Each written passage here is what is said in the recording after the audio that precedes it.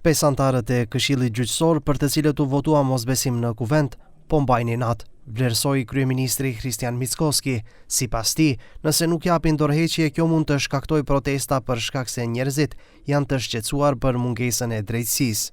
Imam чувство дека доколку дојде до оваква ескалација и излезе народ да протестира, дека тој може да биде многоброен и нормално поддржан лично од мене. Така што јас само сакав тоа да го кажам, дека ако се служат со трикови и водат инет, дека може да се самоорганизира народ и да им се случи народ. Për kërkesën e pushtetit për dorëheqjet e antarëve të Këshillit Gjyqësor, reagoi ashpër raportuesi për Maqedoninë në Parlamentin Evropian, Thomas Vajc. Kjo thirrje e pushtetit është sinjal shqetësues për përzierje të politikës në gjyqësor. Pavarësia e sistemit gjyqësor është kyçe për sundimin e së drejtës dhe ndarjen e pushtetit, që janë vlera themelore për rrugën e Maqedonisë së Veriut drejt Bashkimit Evropian. I pyetur nëse qëndrimi i Vajcit mund të ndikojë negativisht në raportin e Bashkimit Evropian për progresin e vendit, Mickoski u përgjigj.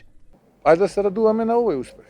Да кажеме на граѓаните дека не сме повеќе хибриден режим според економист, туку дека сме унапредиле демократијата и мислам дека тоа треба и самата Европска унија и известувачот да го забележат и да го стават во својот извештај.